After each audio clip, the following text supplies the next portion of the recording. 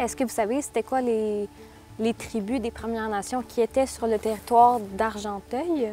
Parmi les premiers peuples, ce qu'on en sait, dans les premiers occupants, ils étaient cultivateurs. À partir de ce moment-là, quand on dit qu'ils ont cultivé la terre, principalement, c'était de la grande nation des Iroquois, qu'on dirait les Haudenosaunee aujourd'hui. C'était les Iroquois de la vallée du Saint-Laurent. On le sait aussi par le passage de Cartier jusqu'à Hochelaga en 1534 que les Haudenosaunee étaient un peu étalés partout sur le territoire autour de la rivière des Outaouais.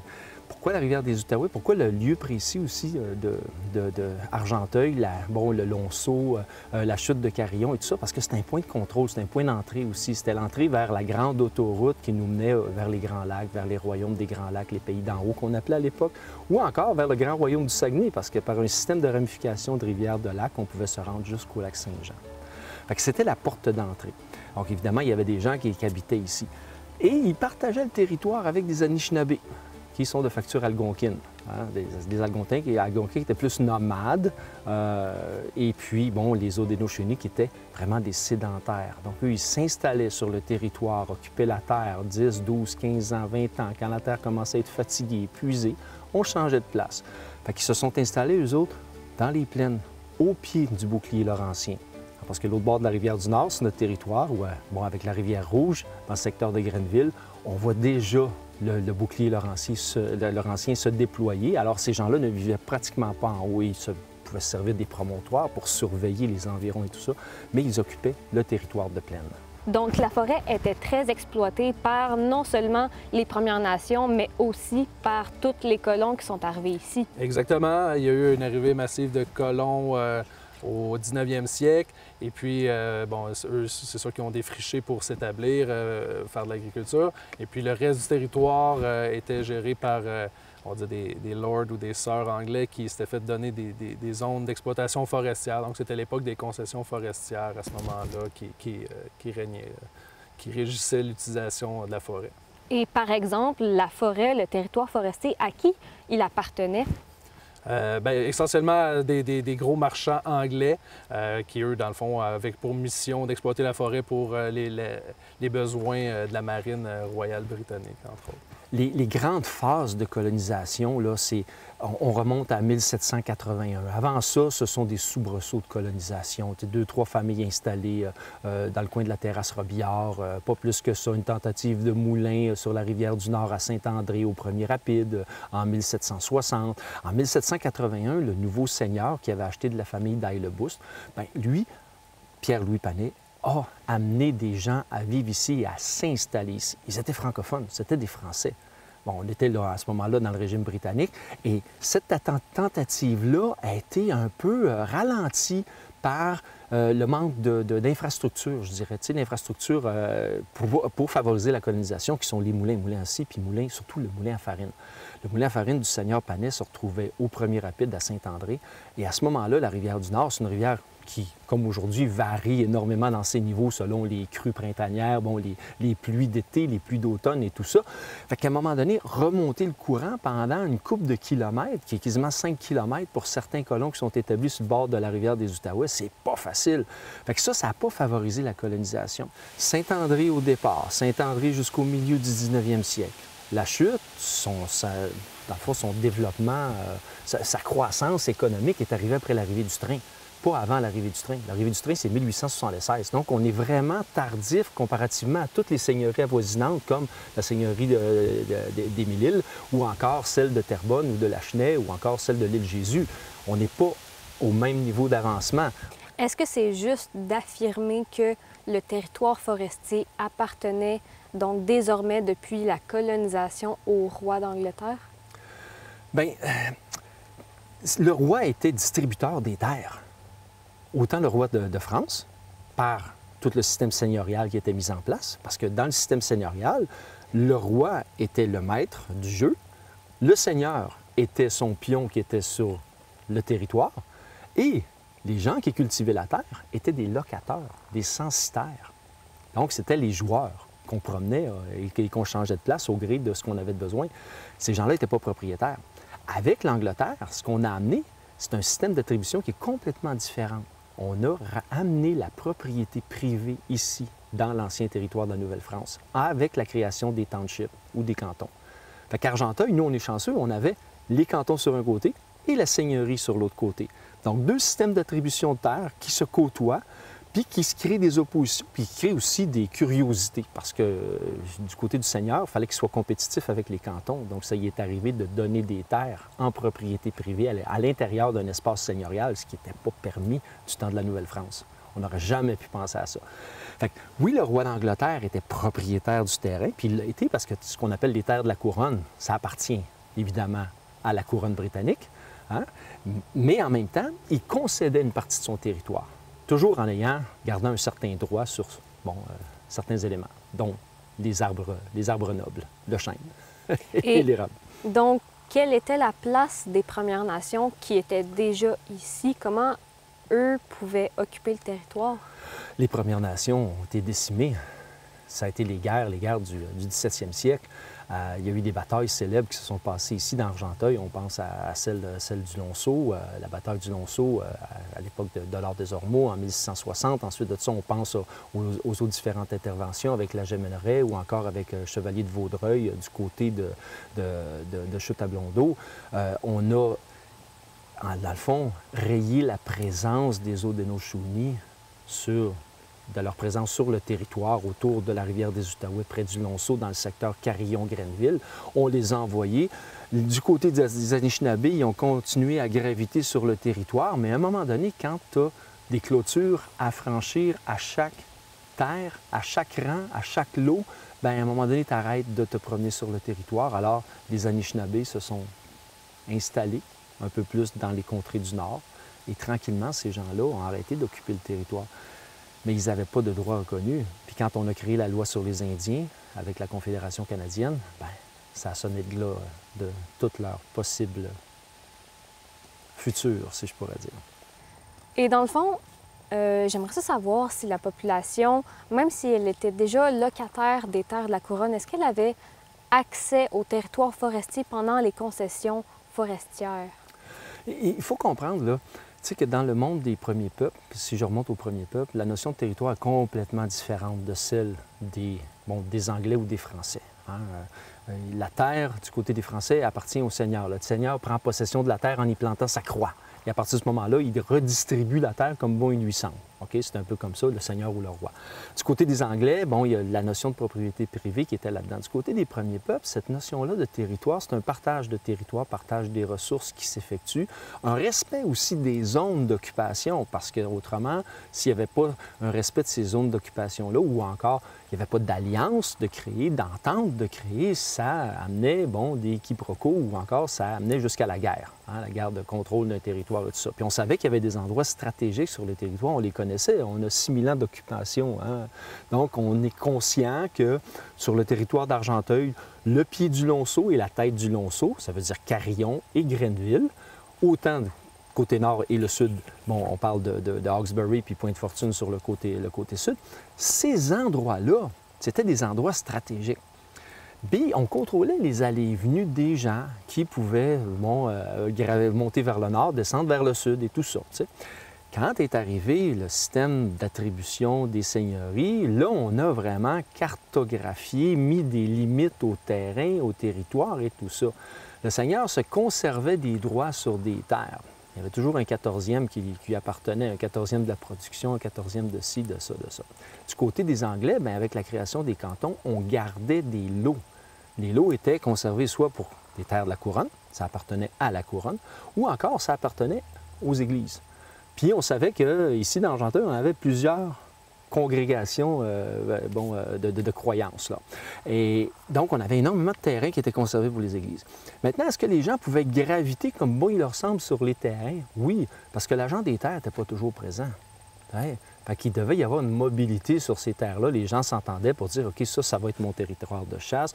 Là, on n'ira pas là parce qu'il y a encore des Anishinabés qui gravitent puis qui se promènent, puis qu'on veut toujours garder la bonne entente avec eux autres. Puis ça s'est fait là, du côté des Écossais de Harrington. On les a accueillis jusque dans les années 1950, les gens qui étaient nomades. Jusque dans les années 1950, il n'y a pas si longtemps que ça. C'est il y a 74 ans aujourd'hui. Là. Fait que il y avait ça, cette possibilité-là, mais c'est pas comme si tu avais à franchir une clôture. Tu sais, une clôture de barbelés, tu n'as pas le droit d'aller là, puis des interdits de chasser. Non. Les gens gravitaient sur le territoire et se promenaient. Maintenant, tu n'avais pas le droit de t'installer.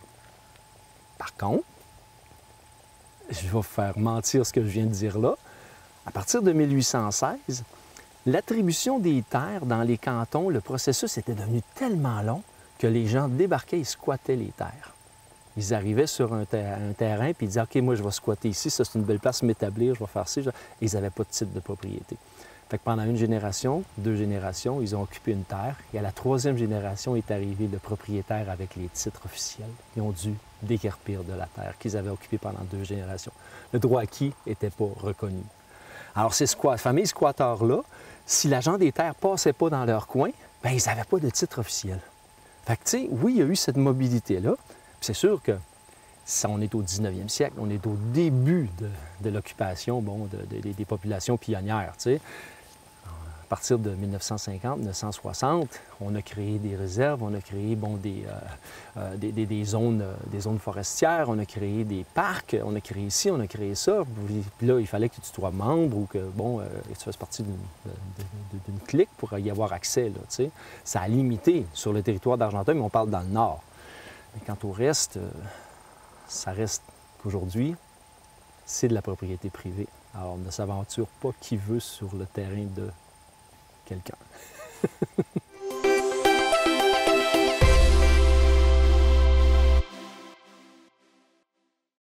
Parlez-nous un petit peu de l'historique de la pépinière de Harrington. Alors, la pépinière de Harrington avait été créée dans les années 1956. C'était à racines nues dans ce temps-là. Et dans les années 86-87, ils ont créé ce qu'on appelle le grand complexe. Cette serre ici et 18 des tunnels à l'extérieur avec les ombrières et les entreposages. Alors, ça, c'est vraiment la création de la structure, de l'infrastructure de la pépinière comme on le connaît un petit peu aujourd'hui. C'était une grosse compagnie forestière qui l'avait dans ce temps-là, mais à l'année 2000, la compagnie forestière avait décidé de vendre la pépinière et à ce point-là, ça a été acheté par des partenaires privés. Puis depuis 2000, les dernières 24 saisons, c'est ce groupe-là qui sont vraiment en charge de la pépinière et de l'expansion qu'on connaît jusqu'à ce jour. C'est quoi les différents métiers qu'on peut retrouver ici à la pépinière? Alors, il y a de l'administration, comme moi.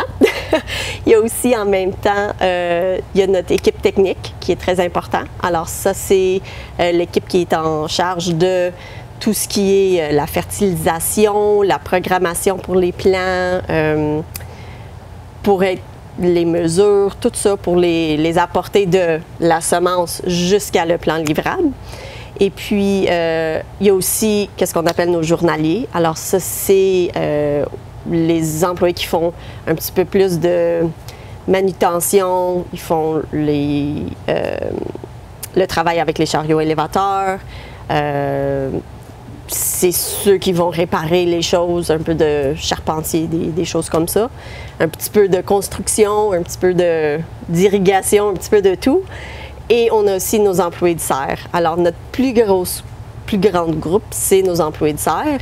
Puis ça, c'est vraiment nos travailleurs qui sont dans les plants, qui font l'ensemencement, l'éclaircie, le triage, qui passent tout le long de la vie du plant. Ils voient à chaque étape jusqu'à la livraison. Fait qu'ils ont vraiment leurs mains dans chaque étape tout le long de la production. Mais ça, c'est notre équipe très important. Du côté de la demande du gouvernement pour la production, est-ce que dans les dernières années, vous avez constaté une hausse, une baisse ou c'est vraiment constant? Je dirais les dernières années, c'était pas mal constant. On a eu une légère baisse cette année, mais c'était très légère. On prévoit qu'avec les feux de forêt que nous avons eus l'été passé, qu'on devrait voir une petite augmentation pour l'année prochaine. Mais c'est ça, ça a été pas mal stable les dernières années. Il y avait une bonne demande. On a vu au fil des années qu'il y avait des périodes qui étaient plus basses, mais récemment, je dirais, dans les 5 dernières années, c'est assez constant, qui est la bienvenue pour tout le monde. Et en parlant de l'ensemencement, je veux dire, pour ensemencer 12 millions de plants, je pense pas que ça se fait à la main. Comment que ça fonctionne? Alors, on a une ligne d'ensemencement. C'est en fonction pour à peu près 12 semaines par année. Et puis, ça roule pour 50 heures par semaine. Alors, c'est vraiment notre temps à le faire. C'est au printemps. On fait un premier 2 semaines en fin mars. Et après ça, ça commence aussitôt qu'on est capable d'ensemencer dehors dans nos tunnels qui ne sont pas chauffés. Ça peut débuter fin avril, début mai. Puis là, on fait nos 12 semaines d'ensemencement à ce point-là. C'est une ligne un peu automatisée, mais il y a encore des changements qui pourront être faits.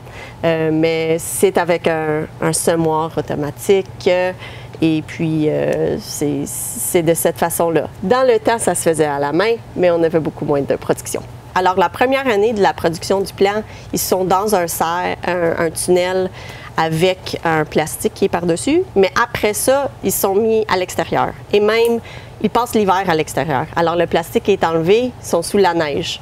Alors, les changements climatiques, un manque de neige avec un gros gel, ça peut impacter surtout les racines des plants. Il y a les rongeurs. Alors, on trouve des souris, on peut trouver les oiseaux, aussi des insectes. Il y a certains insectes à certains temps de l'année qui vont ronger l'arbre, qui vont le piquer, ce qui crée certains défauts. Ça peut créer une fourche, ça peut tuer l'arbre, ça peut causer des problématiques de ce côté-là.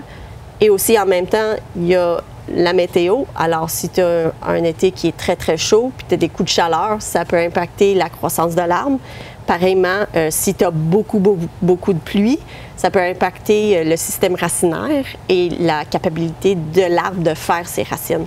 Alors, on est toujours un peu à changer ce qu'on a à faire. C'est très dynamique parce qu'on ne sait jamais si tu as un printemps hâtif, si tu as un automne hâtif, as-tu beaucoup de neige, as-tu beaucoup de froid, as-tu beaucoup de chaleur, beaucoup de pluie. Il faut gérer tout ça et prendre tout ça en considération jour après jour.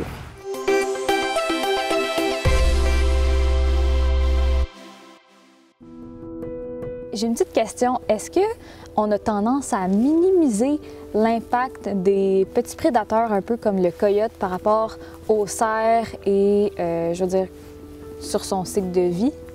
Oui, en fait, on a généralement associé le loup au cerf, comme quoi c'est un bon prédateur du cerf, puis oui, c'est effectivement le cas. Mais au sud du Québec, en fait, on a éradiqué le loup. Il n'est plus présent et on a l'impression, au final, à ce moment-là, qu'il n'y aurait plus aucun prédateur qui serait important pour le cerf, alors qu'au final, on a un mésoprédateur qu'on appelle, donc un prédateur qu'on dit moyen, un peu plus gros que nos renards ou nos ratons laveurs, par exemple, qui prend la place carrément d'un prédateur qu'on dit apex, donc les top prédateurs comme le loup, comme le cougar, etc.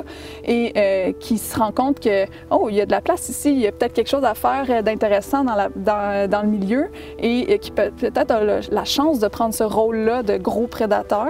Et on se rend compte qu'il n'y a peut-être pas d'importance au niveau du contrôle de densité de cerf. Donc, c'est peut-être pas un animal qui est capable de contrôler les quantités sur place, mais il va affecter son comportement. Donc, il va lui entraîner des changements au niveau de sa sélection d'utilisation d'habitat. Il va entraîner aussi des changements au niveau de son comportement de vigilance, d'alimentation, etc. Donc, il n'est pas à minimiser. Alors qu'il l'est peut-être un peu en ce moment. On a l'impression que c'est le petit chien dérangeant de la forêt. Donc non, à considérer en effet, surtout avec l'hybridation qui se crée en ce moment avec le loup. C'est une espèce qui prend son importance puis qui est très adaptée à nos forêts en ce moment puis qui n'est pas à mettre de côté, là.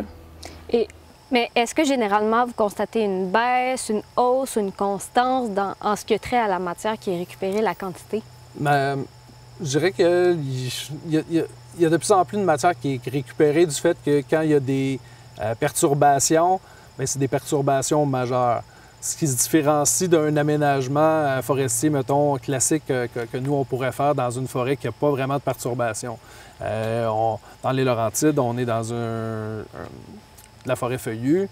La dynamique forestière naturelle, mettons, d'écosystèmes forestiers principaux, qui sont les érablières, c'est d'avoir une mortalité de façon singulière, à gauche, à droite, à un taux d'1 ou 2 % par année. Donc, c'est des mortalités par pied d'arbre.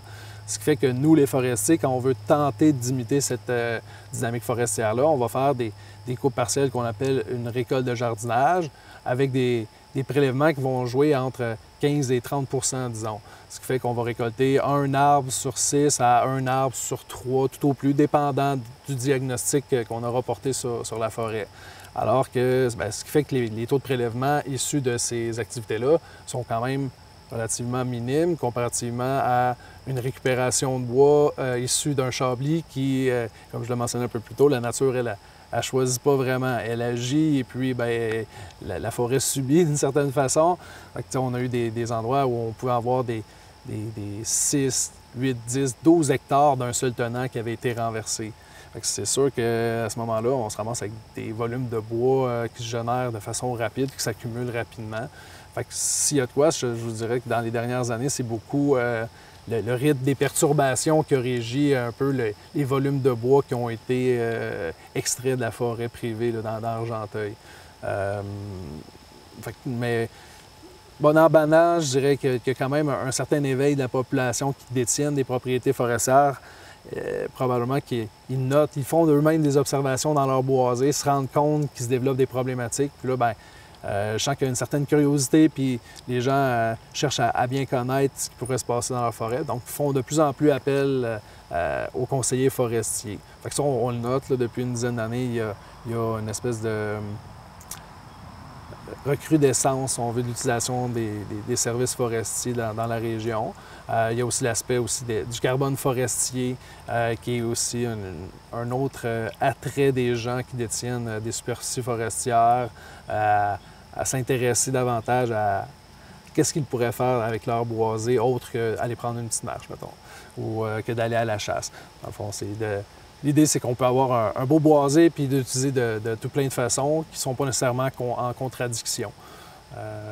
Les gens je rencontre souvent des gens réfractaires à la récolte, puis là, on parle un petit peu de leur objectif face à leur boisé, etc.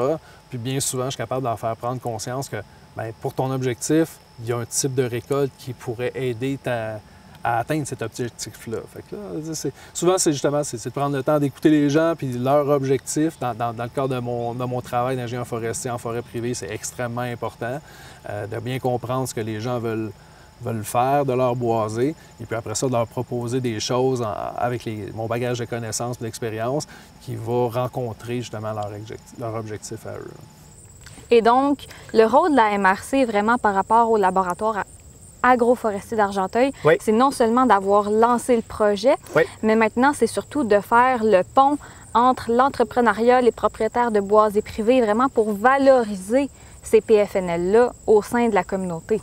Tout à fait, Alison. Donc, c'est vraiment l'objectif en soi du projet, c'est de valoriser les débouchés et pour eux aussi de faciliter, si jamais ils sont intéressés à prendre une parcelle de leur champ, de leur lot boisé et de décider de faire ce type de culture-là.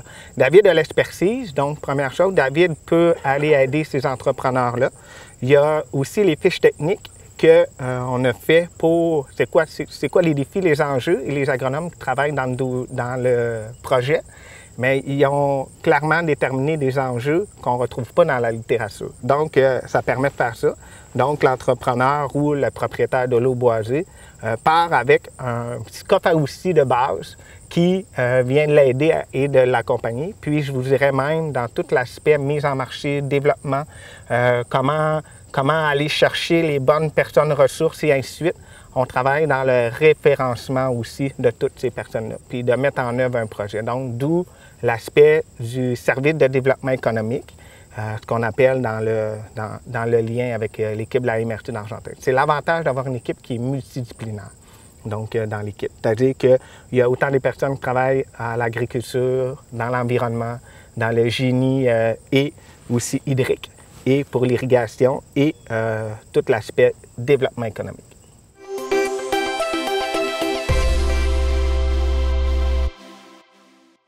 J'essayais de pratiquer dans mon char, mais c'était pas très sécuritaire, fait que j'ai arrêté. Ça a été coupé, ça, par contre, hein, ça. Que c'était pas très sécuritaire. Tu tiens, donc beaucoup d'échanges, beaucoup de... C'est ça. Est-ce que tu veux la reprendre? Peut-être, oui. Ouais. Excuse, ça va dégénérer, là. Bon, j'ai encore une fois oublié. Il n'y a pas de suite, en fait, à tout ça. Mais tu sais, je sais pas combien de temps que ça va durer, la recherche de tiques, là, une couple de minutes. Je garantis pas qu'on va en trouver Ben, non plus. Sinon, on roule Benoît par terre. Ça a l'air d'être un beau capteur. Donc, on se surveille quand on va... Bonjour! Donc aujourd'hui, on retrouve David Armstrong. Je le prononce pas bien. Hein. David Armstrong. Ah, c'est correct. Dis David Broffard. En ce moment. Le nombre de fois j'ai fait massacrer mon nom, puis des fois c'était par moi-même. C'est pas grave. Mal au bras. Hey, c'est pesant un iPad à longue. Motadine, on pense pas ça de même. Faut que je regarde, je suis rendue où parce que ça a répondu à beaucoup de questions. Fais la comme ça, genre. Ouais. C'est bon. Pourquoi tu allais dire ça dans le cinéma? Ah, ben là, c'est pour synchroniser les deux caméras. Wow! Merci, je vais me coucher plus intelligent ce soir. La Mapici fougère à l'autruche est un réel Si vous souhaitez commencer à ingérer ce super légume à votre alimentation... Intégrer, pas ingérer, marche pas. Si vous souhaitez commencer à intégrer ce super... Donc, 2 envoyés du ministère des Ressources naturelles et des Forêts. On va parler de... Il n'y en a plus de maringouin. Ben, on n'a plus, nous autres. On ne sait pas ce qui se passe. Ils sont tous ici. 2 maringouins. OK. C'est la seule place où il n'est pas mis. T'as une bébite dans le front encore. Ah oui, je la sentais commencer à me piquer. Ouais, c'est ça. Fait que quand on remonte il y a 10 ans, il y a des bébites dans la forêt. Puis quand on remonte il y a 10 ans, c'était pas la même chose puis là, t'as un drone en ce moment. Là, on peut l'acheter et tout qu'on recommence. Oui, parce que là, j'ai le maringouin dans l'œil. T'en as sur l'épaule aussi.